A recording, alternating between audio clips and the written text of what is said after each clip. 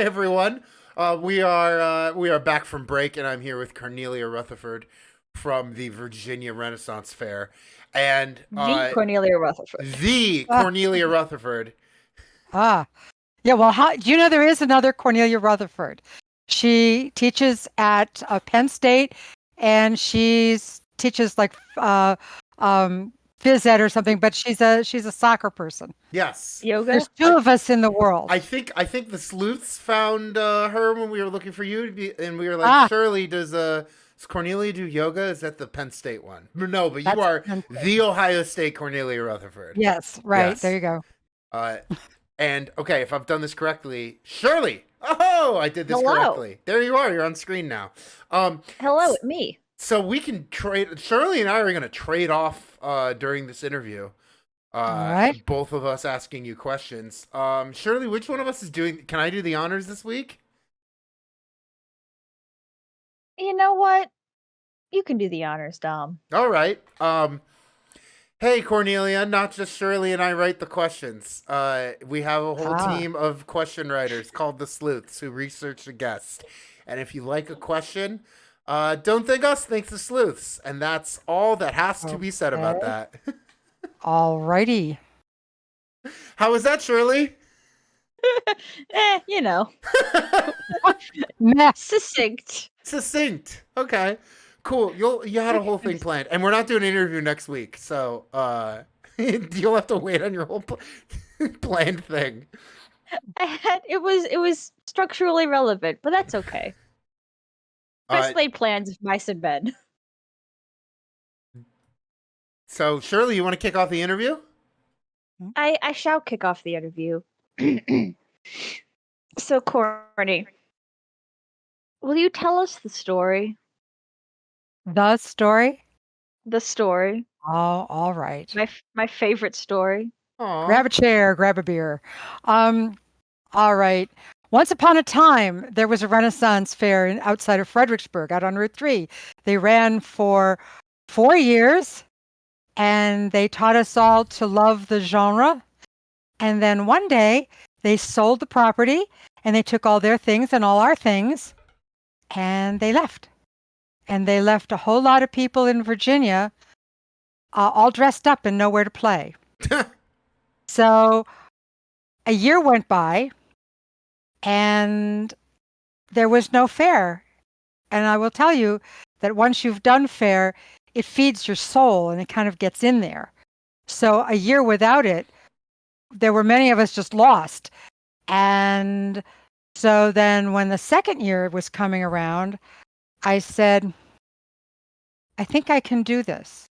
I think I can put this thing back together, which is a pretty amazing statement from someone who didn't want to do it in the first place and only did it because her kid got hired off her headshot and resume. Yes, Sophia, that's your mother. And I had to drive her back and forth to rehearsals. And when I couldn't drive, her boyfriend drove her. And one day they called and said, you know, you're pretty funny. How would you like to be a part of this? And I went, no. And they said, oh, but you have to come anyway and bring that nice young man. Well, the nice young man is now, how old is Stephen? 46, and ha- and is our fight coordinator. And we're all still there. So, but anyway, so I said, I think I can start this thing back up. And we started as a small school show kind of group. You know, we did school shows and we did just little appearances. There were 12 or 14 of us. And we got hired by the District of Columbia 4th of July week entertainment project. And we went down and did a thing there. And when we came back, I took everybody to lunch and said, I want to try to put the show together the way I think it ought to be done. Who's with me? And they all were. Who'd have thunk, right? So, knowing absolutely nothing about what I was doing, I cashed out my retirement for my 50th birthday to fund it and started putting together a Renaissance fair. And we had auditions and we put together a show, and all the money was gone within a couple of months, just gone. And my husband said, here's a credit card. This better work or you're going to be asking if you want fries with that when you're 90. And then he handed me another credit card when I maxed that one. And then he handed me another credit card when I maxed that one. And then he handed me another one and said, we're getting a little low here. And so we started it. And all the people who know about these things, the heads of other Renaissance fairs, the big shows, the big boys that get 300,000 people a season, they said, you don't know what you're doing. Fair, I didn't. You're going to be broke before you open your first show. Right again. Stone broke. In fact, the third year we had to pass the hat to get the porta potties delivered with the cast. Ooh.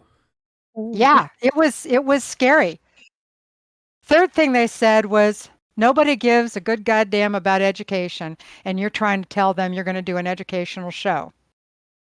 Well, I'm opening my 22nd year on May 13th with people like Shirley and Stephen and so many that were there in that IHOP in July in 2001.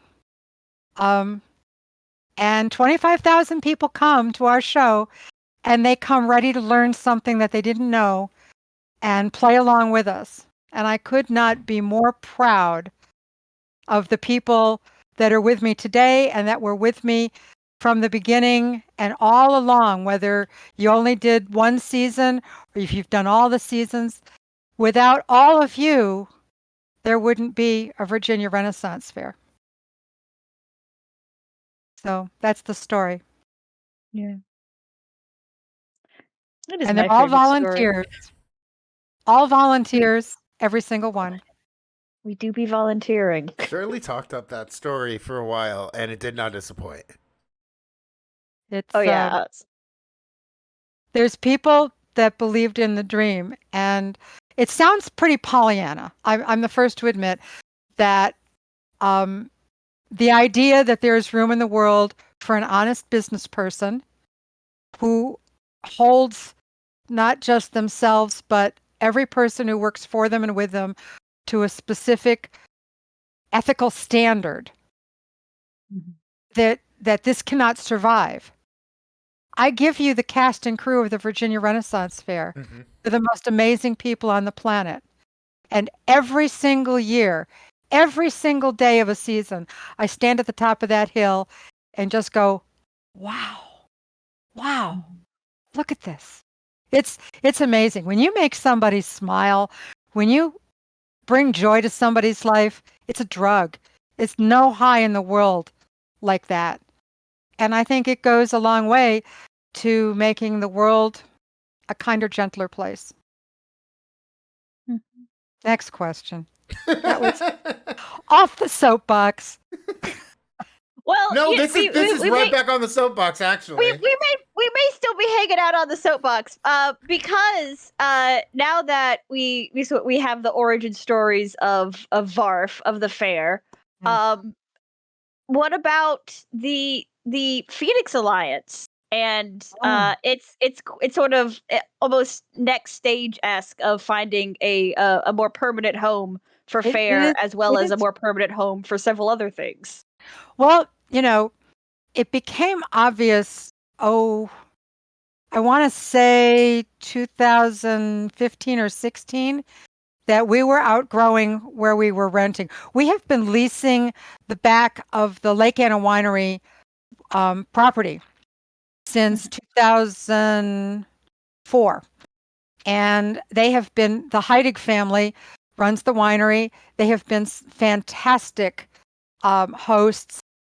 And God love them, I feel like we kind of tricked them into it, because in 2004, we were supposed to be in location A, which will remain nameless. And in January, they got a hold of me and they said, Houston, we have a problem.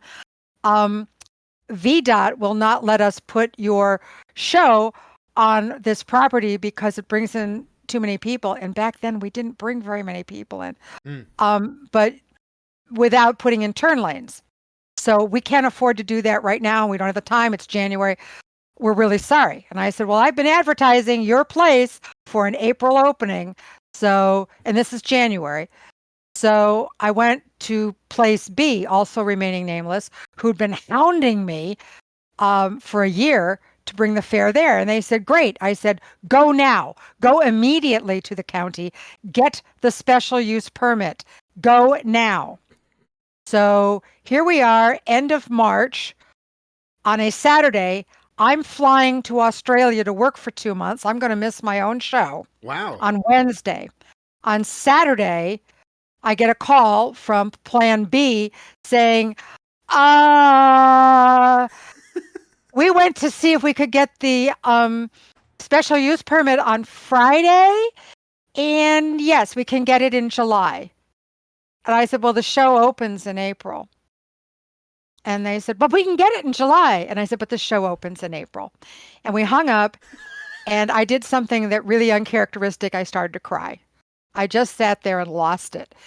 And my head of building and grounds said, don't cry, please. I can handle a lot, but I can't take that. I'll find something. I'll fix this. And he hopped in his car and he left. And he came back 2 hours later and he said, I fixed it. Get in the car. And we went, and he had been driving around and doing concentric circles around where we were. And he saw a little winery with a bunch of open land. And he walked in and said, hi, how would you like to have a Renaissance fair? And not knowing what a Renaissance fair was, but it sounded interesting, the owner said, sure, why not? He had no idea what he had just committed to. None. But so we opened 2004 on this site, and nobody came. I'm in Australia getting phone calls in the middle of the night from the fair site that was running here, because there were 15 hours of difference, saying, we have vendors packing up and leaving in the middle of the day. There's nobody here. It's just horrible. What do you want us to do? And so I ended up coming home a couple of weeks early. Got to the fair site midday on Saturday, and they weren't kidding. There were probably 25 people there. There were more cast and crew than there were patrons. So I took a look at the books, and it was either close the show down 3 weeks early and live to fight another day, or run the season and fold our tents and be done. And I made the decision to close early and give it another shot. Mm-hmm. And so we put the word out. That was a Saturday. We put the word out. Sunday was the last day. We did get some people came on Sunday because, oh my God, it's the last day. That night, the owner of the winery came down and he goes, I heard you're closing early. And I went, yes. He said, this is terrible. And I went, I know. And he said, there's 50 people up in the winery. I said, I know. And he said, that's 49 more than we ever have. It's all perception. Mm-hmm. Yeah. For him, it was a windfall. For me, it was a disaster. It took me a year to pay my stage acts out of my own paycheck from work. But I paid them all, every one of them. And they all got paid, and they all came back. And I wouldn't have blamed them if they hadn't, because we were a pretty sad state of affairs. But the next year, we ran in the black. And we've been well into the black ever since. So, yeah, that was pretty amazing. Mm-hmm. I forgot what the question was. The Phoenix Alliance. Phoenix Alliance. So we ran out of room in 15. And see, back on track. Back on track. And I went to the county and I said, we bring in $500,000 worth of economic impact in 5 weekends. Going to help me out? I need a bigger place. And the answer was, well, yeah, we'd like to have you, but what are you going to do with a bigger place the other 42 weeks of the year? Good point. And Tom Remora was the head of economic development at the time. He said, and he's from Columbus, by the way, and said, go back and make a bigger plan. Plan for year round. So I did, and I took it back. I said, Tom, here, how's this? And he went, think bigger. So I went back, came up with something. I said, all right, you can't, how about this? And he went, you're almost there, but you're not there yet. So we came up with this big plan of things to do in the same vein, educational, creative. And one of the things I did is I started attending meetings all over, all kinds of meetings, kitchen incubators, church women's groups, all kinds of meetings, people trying to solve a problem. And I tried to get to the bottom of what is the problem? I know everybody wants something and it's all disparate, but what do they need? Because people, as you know, are very bad at discerning need from want. Want is usually only marginally related to need. Witness a big piece of cake when what I really need is more time at the gym. But I feel bad about me, so I want the cake because the gym's hard. So anyway, what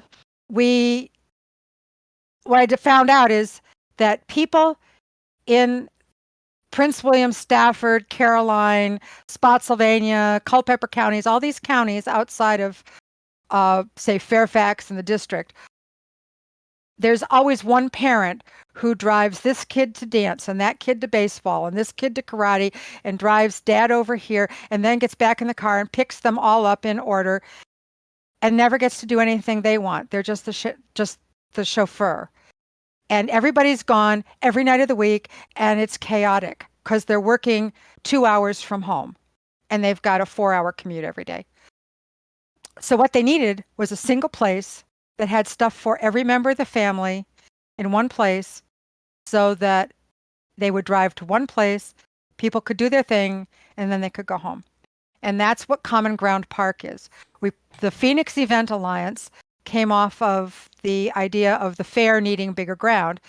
And we took a look. We've got, we put together what looked like a folk art school with blacksmithing and woodworking and glass blowing and fiber arts and theater program. We have a Broadway actress who, remember Sister Act? She was one of the defining roles in Sister Act on Broadway. Oh, cool. And she wants to teach drama to kids, not just so they can be actors, but how they can apply drama and acting and dance to that confidence, that discipline, that creativity to their life.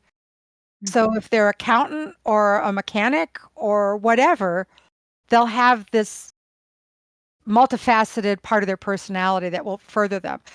We've got a fellow who is works for the state in conservation. He's a landscape artist, and he is really big on having trails and parkland and natural lands where he can teach people about these areas, what's around them. It's not just a tree. It's not just a fern. It's stuff. It's important. And we have different people in different disciplines. And then out of the blue, Tom Ramore called me up and he said, I need you to get to Fredericksburg today. Well, it was 10 o'clock on a Saturday morning in the spring. And anyone who's driven down 95 knows that that is a really bad trip. But I made it down there and I met a man named Scott Clark from the Leicester Tigers, Leicester, England, professional rugby organization, the Tigers. And he was in the U.S. looking around for a U.S. presence for the Leicester Tigers Foundation. They have a presence in countries all over the world. The only place, I don't think they have one in Antarctica, but they don't have one in the U.S. either, where they teach rugby, they teach the discipline of rugby, and they like to work with at-risk kids. So they teach them the rugby and how to take that discipline and apply it to English and writing and math and all those things. And I met him and I pitched him the project, just the idea and some scrawls on a piece of paper. Well, I'd just gotten back from Cornwall, where he used to be. And we just hit it off. But he was going all over the U.S., Pittsburgh, Dallas, Houston, somewhere in California, somewhere in the heartland. He was going all over the country with meetings about this. 3 weeks later, I get a phone call. He said, "It's Scott. I just landed at Heathrow. We had a board meeting on the plane on the way over. And if you get your ground, you've got the Leicester Tigers. Because you're the only people I met with that did not say, bring rugby, make money. I said, bring money, teach people." So we have rugby, international rugby, and Lord Digby Jones, Baron of Birmingham. Yes, I met him when I was over getting the VIP tour of the Tigers a couple of years after that. This rumpled man in a brown suit with an ancient leather clamshell briefcase came puffing and puffing through the stadium, and Scott said, "Oh, Lord Digby, this is the lady from Virginia." And he goes, "Oh, I've heard about you. I've been to Virginia. Have you been to Richmond? I've been to Richmond." And it was amazing. And he said, "I would like to come and cut the ribbon. When you get that, I would come. Would you have me?" And then he wrote an email to my cast telling them to break a leg and keep the history alive. So anyway, the Phoenix Alliance is the year-round site to which there will be a festival village, and the Renaissance Fair can be held there, along with a whole lot of other stuff. Beautiful. That's, man, if that's not fair in a nutshell. Like, Yeah. here, let's just create a thing to play with, and then here, let's make it actually reach out to the community, and, It's, well, you learn a lot when you just sit, and here I am after yakking all this time. You learn a lot if you just sit and listen. And I spent a good year just listening. Mm. And it was, what do people need? Yeah. And we put together a what people need. And That's why sometimes we do this show. they just need peace and quiet. So one of the things that Common Ground will have is lots of hiking trails and riding trails. So you can, with follies here and there. Know what follies are? Yeah. Follies here and there scattered about, so you can just have that stimulation. Shirley, am I up next? You are up next. All right, It's my Corporal. face. My face now. Hello. Cornelia, we got a question for you, because we love to shout out when the guest has a really good answer on the pre-interview survey, where you said you defined folklore as the stories, traditions, and culture brought forward through time, often based in some fact that is morphed over the years of telling to become something more parable than documentary. And my question that I really want to know is, how do Ren Fairs do that? Wow, that is a really good question. That's why he has the big degree and I've just got the baby degree. His degree's in hot dogs. Yeah. My PhD is in hot dogs. Come on. I think Renaissance, well, okay. Renaissance fairs in general that's a real broad topic, because they all have their own flavor. They all have their own philosophy. You've got the fluffy, I call them fluffy ones. Mhm. And that's not being derogatory. That's just the ones with the, the fairies and all of that. And then you've got the ones that are more fact-based, which we're trying to play a historic. Virginia is named after Elizabeth, the Virgin Queen. Mhm. If you believe that, I got a bridge to sell you. Oh. But yeah. But it seemed sacrilege to play a caricature of the Renaissance when you're living in Virginia. It was just wrong. Mm-hmm. So, and the thing I always liked about the first fair that had started out, they started out really into the history, and then they did a hard left and wandered off somewhere with tigers and women and leather G-strings and giant plastic play school blocks. So people loved it. That's fine. Oh, yeah. But it's not real historic, which is what I was really into. And this is Virginia. You can't swing a dead cat without hitting something for historic. It's everywhere. Hell, I got a relative buried at Yorktown from the Revolution. So I mean, they're everywhere. And so News for lovers. yeah, yes, really. My husband's grandfather's great grandfathers, several of his wives, who were simultaneous, by the way, are all here too. Uh, yeah, he was a randy fellow, but lots of kids. So I think our fair perhaps takes there's a basic caricature vision of what the Renaissance was, which is the poofy pants and the off with her head and eating a turkey leg, things like that. And these are more ideas that were brought forth through modern media, through film, even some of the 19th century cozies, romance novel kind of things. In the clothing and the chivalry, age of chivalry. Well, age of chivalry was actually a little bit earlier, and it wasn't very nice. It wasn't very nice at all. Yeah. So what our current concept of chivalry is highly romanticized, highly. So I mean, back then, being chivalrous meant you beat your wife to keep her in line, among other things. So I think how Renaissance fairs have made more of a myth out of the Renaissance is by allowing as much of that caricature and ish atmosphere to prevail without explaining it, without giving background, which is why at our show we try and we still have fun and we still invite lots of people to play, and they come in Viking costumes and stormtroopers in the white plastic stuff in the 90-degree heat. Now those people are really strange. Yeah. It's hot. They're intense. In those things.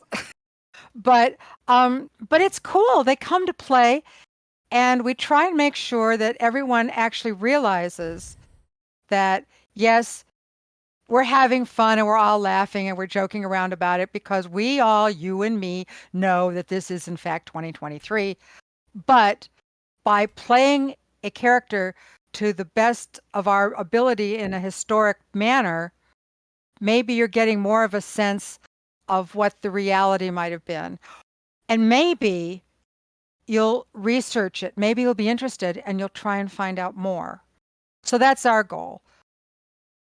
Did that at all answer it? I think so. Shirley, do you think follow up or next question? Let's do the follow up. Okay. So talking about like Renaissance fairs, why the Renaissance as the folk? Like, there's also like medieval fairs or there's other historical eras, but like why my kingdom for a 30 years warfare. like why focus on the Renaissance as a point of historical interest?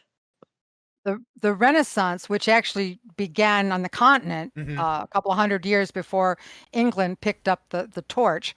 Yeah. My people. Tartaglia. Whose names end in vowels. But it was, of course, everybody knows Renaissance, rebirth, yada yada. But that is actually it. It was ages of exploration. People were out and about. It was age where science actually was crawling out of primordial goo of alchemy. It was, and the humors and all that. People were actually starting. I mean, we hadn't invented germs yet, but we put together dirty water and illness pretty well. We figured that one out. It was a time of defining class structures, and especially we focus on something we focus on at our fair is the emerging middle class. Yeah. Where you had people that were not landed or titled, but had a lot of money because they were really good business people. Folks, it's the urban burgers, finally. And so there was a lot. We had in the militia, we had the beginning of gunpowder warfare. Wasn't very accurate, and they weren't very good at not blowing themselves up, but it was the beginning of that. You had they started looking at the heavens as something scientific and not something mystical, magical. So there was an explosion, an intellectual explosion in this time.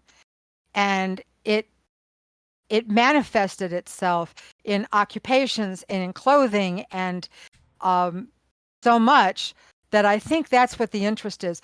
We can, in 2023, relate much better to people of the Renaissance than we can to medieval, where you were serfs and you were powerful nobles that were too inbred to be allowed to live, and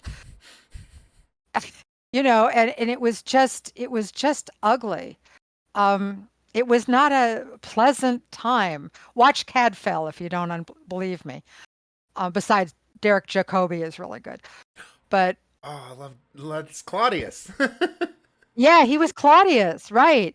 But he's also in Cadfael, and we that's what brought us to Hereford, where Hereford has the chained library that you see in Game of Thrones, which was really cool. And it also has the Mappa Mundi, which has some really suggestive artwork on it. So never was a lamb's skin put to better use. So yeah, I think that's why the Renaissance. It's more relatable, and there's so much more to talk about other than cholera and dysentery, which they didn't have names for yet. Yeah. I got the next question for you, but it's kind of a pivot. You ready? Sure, why not? What's some of the occupational folklore for IDing human remains? AKA, what's something that you don't learn in class, but everyone in the lab knows when you're IDing human remains? This is the deep Cornie lore. You said when we were playing The Witcher, you used to be a bone person. Oh yeah. I did dead people. IDing them and playing them. I have a great story, but I don't know that it's appropriate for this venue. Is it academic? I can tell you that penile implants work after death. Whoa! I'm just saying. Wow! And if you're still just say that, yeah. And if you're still a smoker, that shit will kill you. It actually shows up in your bones if you're a smoker. Oh God! It damages your lungs. Will get crispy, and your bones will actually start to disintegrate. But bones is great. I did an impromptu lecture in the Museum of London back in September, because there were a bunch of kids looking at a skeleton wondering about it, and well, Okay, this is how an impromptu lecture works, yeah. A bunch of kids looking at a skeleton. You see that right there? Allow me to introduce myself. Hi, I'll be your instructor for the evening. Well, that was kind of it. But they were really going down the wrong assumption path, and someone had to step up. But no, I think the most interesting thing I ever. Oh, and yes, and you can take people apart easier than you can put them back together. Because a lot of bones look the same. A bear paw looks a whole lot like a human hand. I mean, like a whole lot. Wow. When I was at the Smithsonian, we were getting bear paws sent in boxes all the time. We found this. My dog dragged it in. Is it somebody?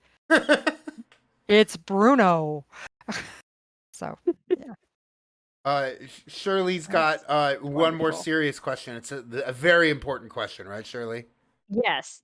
We're pivoting back a little. Okay. After a visit to Boneland. But how did Shakespeare's The Tempest help shape your views on the importance of performance, and in particularly performers and their role? Our rebels. Junior and high And school. how did it become part of VaRF tradition is the follow-up to that, just in case, but I think I saw Crime Lorist in chat quoting the Tempest when you came on the show. So when I was a junior in high school, we read the Tempest, and we did a lot of Shakespeare. I was in a class where, when I was a junior in high school, we'd already finished my little group of 18 had already finished everything in high school, and they didn't know what to do with us. So they used to throw us in the bus and take us places, and we just spent some time on Shakespeare. And we did the Our Revel speech, which is closes out, I think, Act 2, end of 2, beginning of 3. It's right in there. 3. Yeah, Right. I think that was on your email, Sig. Yeah, and they were asking, what is Shakespeare saying when he's talking? And they're saying, well, he's saying it's the end of the play, and we all had a great time. And I thought about it,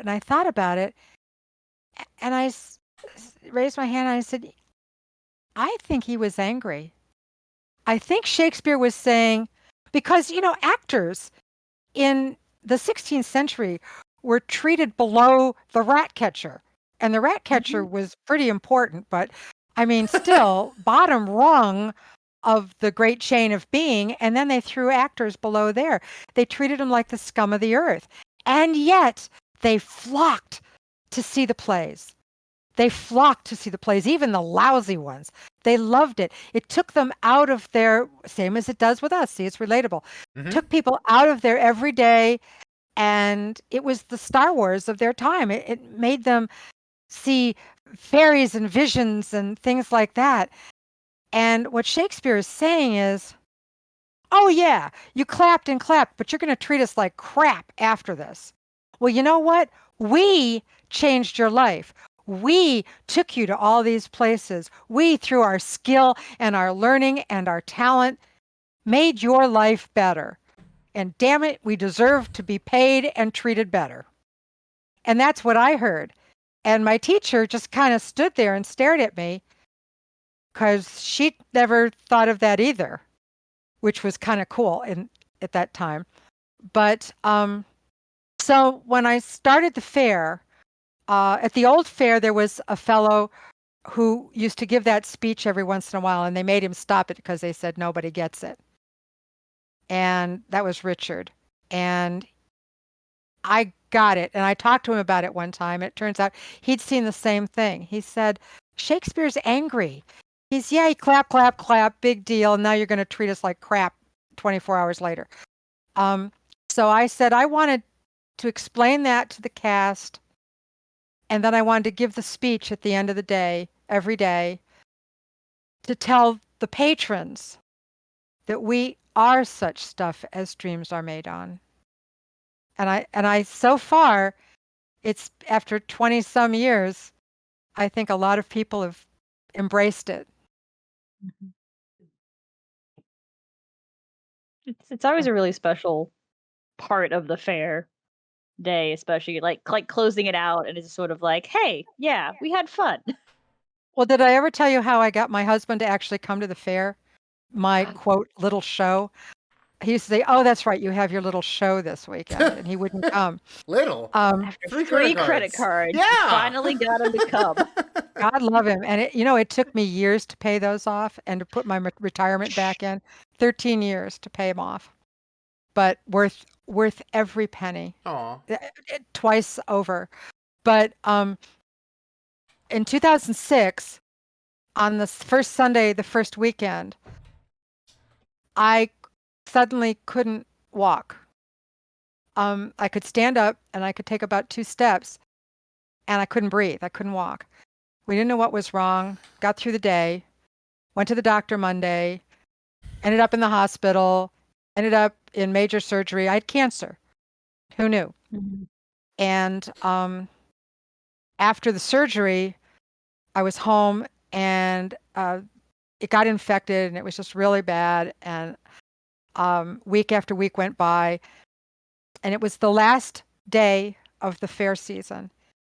And I was sitting in the couch, and I was just sobbing. And Bill came down, and he said, "Do you hurt? What's wrong?" And I said, "This could kill me. This is bad. I could die from this. And someone else has been doing my speech. This could be the very last chance I ever get to do my speech." He went, "All right, I will drive you down there to do your speech. What time does the show close?" And I went, "2?" And he went, "Okay, let's get in the car. Let's go." Well, of course, we got there and 2 o'clock, and the show was just rocking. Yeah. It was just going wild. And my son was working the fair that day, Uncle Dodo, Sophia. And yeah, Uncle Dodo. And whatever. It's The out. internet now. And he saw Bill, and he grabbed him and he said, "Let me take you on a tour." And so he kept Bill busy for the next 3 hours. And Big Dan had someone carrying a bench behind me, and I'd walk a few paces and they'd put the bench down and I'd sit. But I got to see the fair that day, and I thought it might very well be the very last time I'd see the show. So at the end, when the show finally ended and we used to do the speech at the top of the hill, I was sitting on my bench and I was so ragged out. I was in no shape to do this thing. But Bagel got on one elbow and Stephen got on the other, and they held me up Oh. so I could do the speech. And all the way home, Bill did not speak to me. 2-hour drive, not a word. Just, how guys do that thing with their jaw and their teeth clenching. And I went, "Yeah, well, if I die, I don't care." And we got home, and as we pulled in the driveway, he stopped the car and he turned to me and he said, "I had no idea that was your show. I had no idea. It was amazing." So he still won't go, but but he's like my But he respects publisher. it. Oh, he does. Now it's like, he'll say, "Hi, I'm Bill Rutherford. This is my wife, Cornie. She runs the Virginia Renaissance Fair." All one word. And so, yeah, he's like the publicist. Aw. Gotta love a hype man. But yeah, so it's a really important speech to me, and it's very gratifying to see that it's become so important to everybody else. That's great. It's literally where we get our tagline from, if nothing else. Yeah. Yep. Uh, And it's true. It's just for that time. It is just a magical place, and people learn stuff, and it doesn't kill them. Don't even notice half the time. And they're like, "Wait a second." It was fun. The fourth year of the old show, I got fired because I was Oh. being too. Oh yeah, the old show they fired me in the fourth year because I was going around saying, "What does a play school plastic block have to do with the Renaissance in Virginia?" And they said, "Thank you, but your service is no longer necessary. Shut the F up." And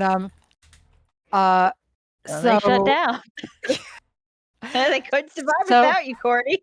when we opened our 5th season of our show, I called up the guy that fired me, and I said, "You know what I did this morning?" And he said, "What did you do, Cornelia?" And I said, "I opened a 5th year in Virginia.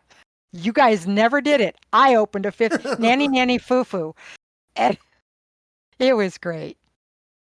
Chat really liked that last answer. Oh yeah.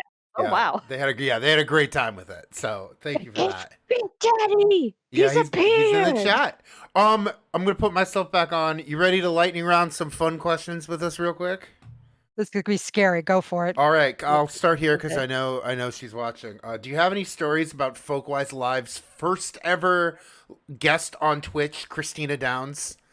Kristina, oh baby, I love you.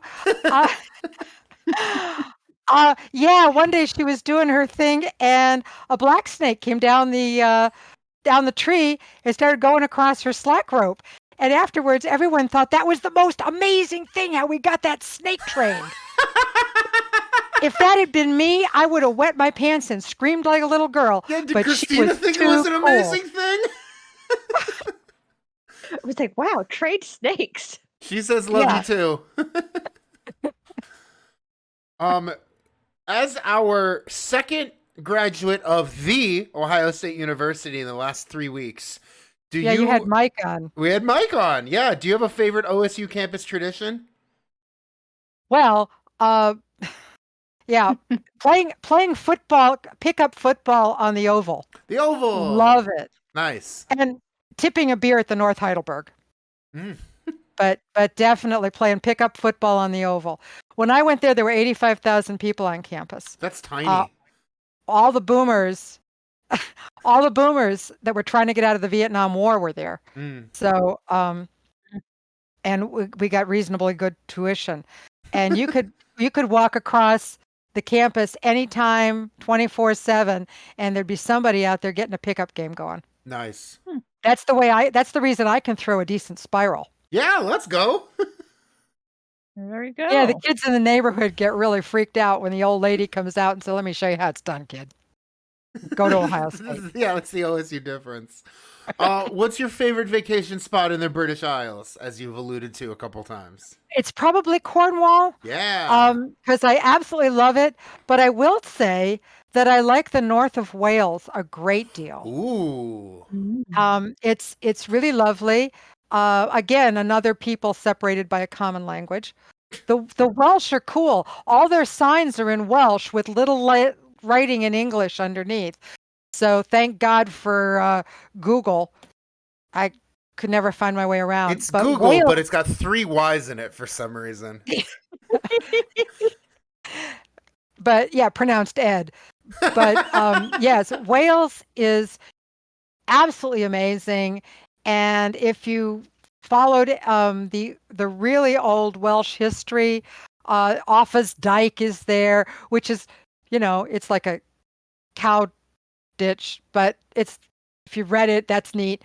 And it's just, Wales is wild and rugged, where Cornwall has palm trees and huge cliffs. Yeah. It's just wow. But I'd say those are, now that said, I have not been to Kent. So that's the next trip. We're going to do the south and east. You've not been to Kent? I thought you grew up outside of Cleveland. Oh, well, that Kent. Oh, Yeah. okay. That Kent. Sure, that's where you went with your fake ID to get 3-2 beer. Hell yeah, brother. You believe we used to drink 3-2 beer? It's like panther piss. It's really bad. Being a Floridian, I ought to know what that tastes like, but somehow I don't. You'd have to drink a bathtub of it to get buzzed. It was pretty bad. And yet somehow. Yes. And then, Shirley, do you want to ask the last funzie here? Yeah. So, as you've been doing Faire for a very long time, do you have a favorite garb piece? And do you happen to have any nearby to perhaps show off? I have my hat, if I can have a moment. This question was originally about hats. It was originally about hats. Then we said, oh no, let's just make it garb pieces. And guess what? We got hats now. Hey, while she's getting up, I'm going to share screen for the tier list. Okay, great. Excellent. Oh, perfect. Oh, oops. It threw off. Yes, having fun. Cornie is pretty much always there. She may be running around, putting out fires, but she'll be there. Hell yeah. Yeah, she will definitely. She doesn't dress out immediately, but she will eventually. Yeah, I think lately we've built it in that she dresses up during her show and then does her speech. Oh. I'm sorry, I only have like a dozen hats, and I can't find it right now. But this is my favorite talking point when you're trapped in a tent in a downpour and everyone is sitting around. We play What's in Lady Burley's Basket. And what Lady Burley has is, can you see it? Fork. I think so. No, this is a fork. This fork did come when Baron Norris was in the court as ambassador to France, and he brought it back to me, and they actually eat with this. It's very dangerous. Wow. It has these 2 pointy bits. I would call it a toque, but they call it a fork. And rather than eating sensibly with your spoon and your dagger, you do cut with your dagger and then stab it with your fork and very carefully place it into your mouth without stabbing yourself. Do not allow children to handle these. And that is, in fact, fact. Bernardis brought it back from the court of France. I and think they introduced call it. forks to England. They call them toques in Canada, right? I don't know. You would know that. You're from Toledo, and they're right across the lake from I was Canada. gonna say, our the way you described Kent, that's Windsor for us. Right. Exactly. Shirley, you want to kick off this last part with us real quick? Sure. Yeah. So, Cornie, are you familiar with the concept of tier list? Oh, wait. This one will do. Oh, it's a hat. You've been given a hat. I can't put it on with a headset. Oh, I know this problem well. I tried to wear a cowboy hat on stream once. Oh. And my call. This little bonnet is a call. It goes, you take all your hair and you put it up under your call, because I don't know about you, but if I go 6-8 weeks without washing my hair, it becomes really unmanageable. And there's things in it.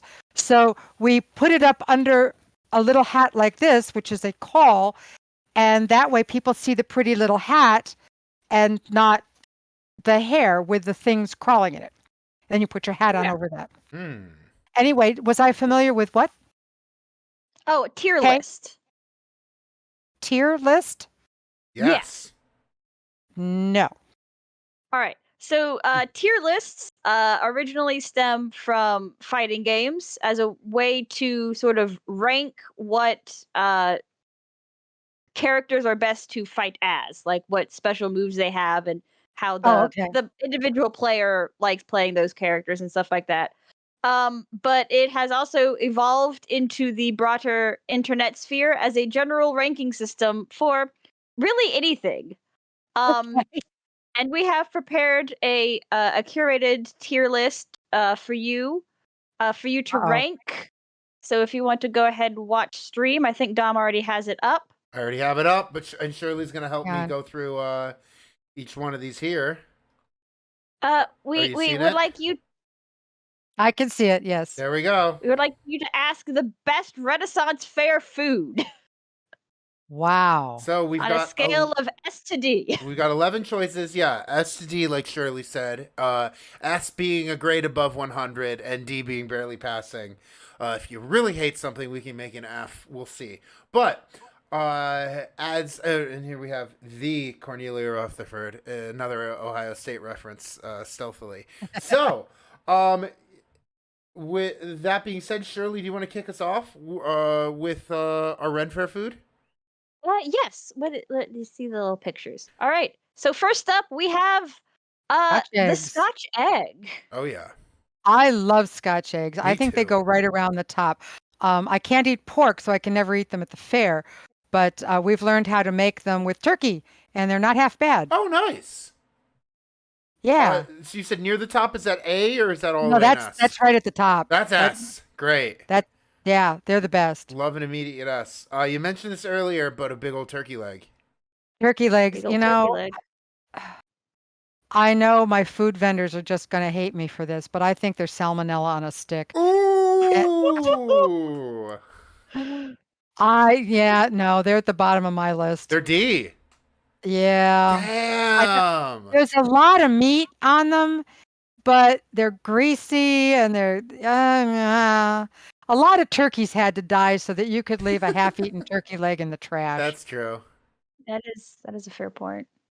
Next up, we've got the fun time snack, kettle corn. Kettle corn. I'd give kettle corn a C. Okay. I mean, you can get kettle corn anywhere, but it's good. And next, funnel cake. Funnel cakes. Ditto with funnel cakes. You can get them anywhere, but they're good, so I'll give them a C. So this goes horizontally and vertically. So what's higher in C? Funnel cake or the kettle funnel corn? cakes are better than the kettle corn. There we go. Shirley, you want to explain this next one?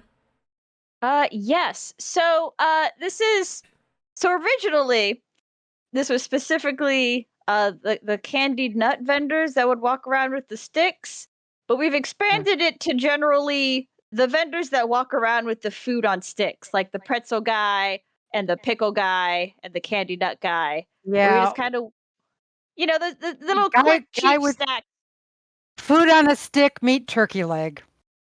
Oh, is it bottom of turkey leg tier, or is it above turkey leg? No, turkey legs at the bottom. Oh Turkey legs boy. hanging out at the bottom.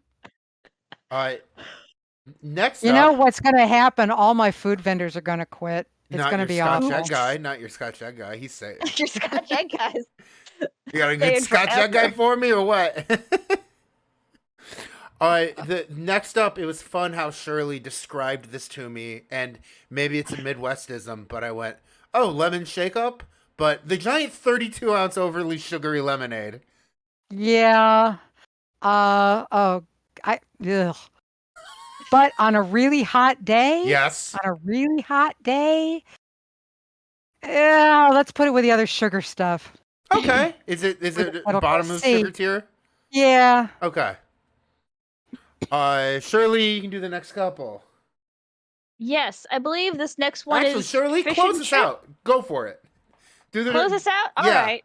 Yeah. So the next one we got fish and chips. Ooh, make that an A. Yeah. Does it have? Do we There have we malt go. vinegar to go with it? Oh, we gotta have malt. Mm. We gotta have the Alright. malt. Gotta have that malt. Yep. Next up, another Faire food classic, the cheesecake on a stick. Forgive me, Father, for I have sinned. Yeah, that's my personal.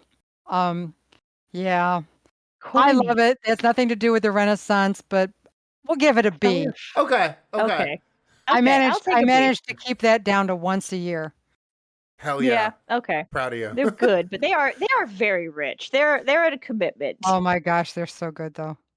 They're real good. It's Oh, they hit dairy. that spot. It's dairy. It's good for you. It's got calcium. It is Yeah. yeah, So and they they're told me. cold because they have to freeze them before they dip Yeah. it, and then Yeah. then it's the chocolate, Ooh. and so it's like, Yeah. Anyway, What's Wait, that? hold little bit- on. Can I say something? Yes. Sure. No, because the last time we had a Northeastern Ohio guest on the show, have you ever had the fried cheesecake at Swenson's? Yes. It's so good. I Oh think my about it every gosh. day. Oh, it's probably illegal in some states. It Yes. is really good. It's so good. Okay, Oh my gosh. that is all. Shirley, continue. So yeah, something more for our 21 and older Ren Fair comers. The mead. Oh, right up there with that Scotch egg. Yeah. There we go. Especially the stuff that's been in the oak, the bourbon barrels. Oh, to die for. So is this the top Uh, of S tier? Or is Scotch egg Yeah, still the yeah, king? because you can yeah, Ooh, Mead let's go is- mead. There yeah, we go. for sure. All right, two more. So- We're taking it home. So Cornie, there's nothing more than I love at a Renaissance fair than a nice juicy fart. I agree, and farts is good. Better out than in. No.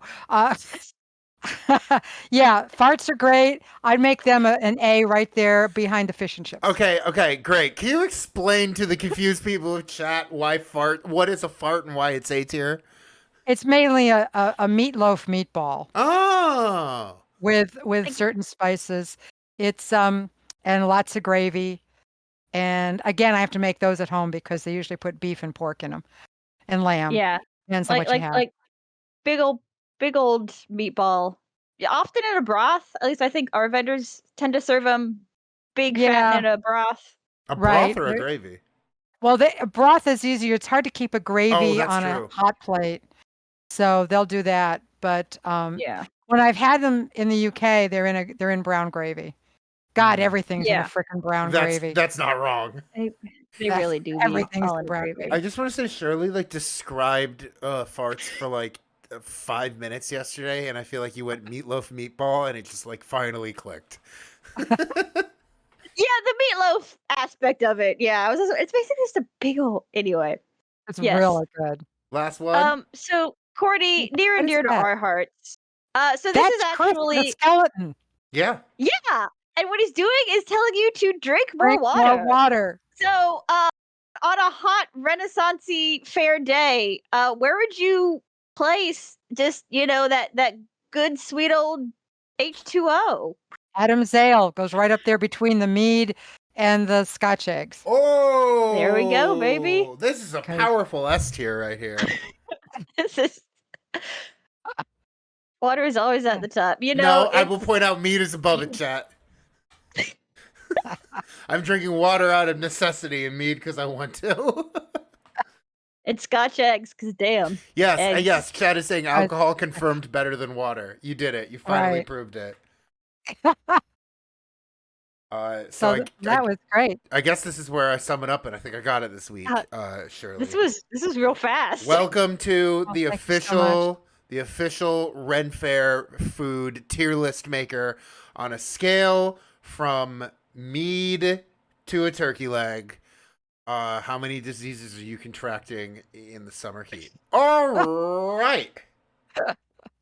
Yep. So Wash your hands. Wash your hands. We've reached the end of your interview. I think I know the answer to this, but Cornelia, if people want to see you or find more of you, where should they go? I say every week.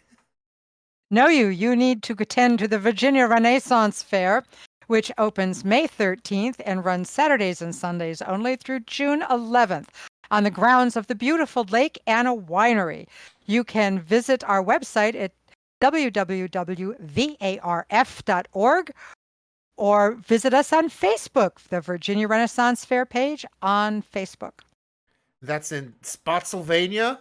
Spotsylvania County, Just a cool thing to 5621 Courthouse Road, Spotsylvania, Virginia. And it's beautiful. Go for a ride in the country. Mm-hmm. I know at least Don't one speed, person in though. chat is going to go after watching this interview. For sure. Oh yeah, she'll fellow be looking for Folkwise you. member Having Fung has recently moved to the Culpeper area, and yes, She'll be Excellent. there. Well, She'll be looking for you. Yes, I how- will be in civvies until about 3:00, and then I change. How will she'll say that she's a friend from chat and you'll know it's her. Yes, Yeah. do that. And if I look at her with a blank stare, it's because I'm running a fair and my brain has gone on walkabout. oh yeah. All right. Well, chat, now that the interview is done, there's one last thing you have to do. And that is ladders in the chat for Cornelia. Give her a round of applause with your ladders. If you don't have ladders, I think instead of wishing Cornelia a good game like we do with a normal guest, a hearty huzzah. But Huzzah. Party huzzah. ladders rolling in for you. That was a great interview. I think the chat really liked it too. Chat had a lot of fun listening to your stories. I get why Shirley was like, "Oh, I'm just gonna tell me the story, and you're gonna love it." Oh my gosh. Yes. Well, you want the folklore. That's the story. And one of these days, because I ain't getting any younger, someone else is going to tell the story. And they're going to start out with once upon a time, there was this lady and she started a Renaissance fair. And that's what I hope after all this, that's what I hope I have left everybody with. I'm gonna give that a huzzah. Huzzah. Thank you so much for coming on the Thank you, guys. show. Indeed. Thank you for coming, Cordy. I'll put you That back. was- Shirley, I'm putting you back on. Oh, nope, I'm not. Oh, I hello. messed that up. Okay. Sorry. Shirley, continue. I do possess a face. I don't know, Corny, you're cool. Thank you for baby coming girl. on our little internet show and for doing Faire. Well, for this was letting really Faire fun. exist. Yeah, thank you for being there because you're going to be one of those people that keeps it going for me. Aww. Yep. I'm proud to carry on your torch. Yep. I'm counting on you, baby girl. All You've right. given a good foundation. And with that, Well- I believe I am away. Yeah, go turn Yes, into a I heard pumpkin you're- as promised. Yeah, I heard you're turning into a pumpkin soon, so Tight. Probably can't We're do that on camera. That might be terms of service violation, but No, we're busy Yeah. watching Doc Martin reruns. They're filmed in Cornwall. cool. Yeah, yeah, we only got 5 weeks till Faire starts, so busy Yeah. times. exactly. Yeah. Yeah. my day will get a lot better about 10 minutes after 10 on May 13th. Because then it is what it is. That's right. There we go.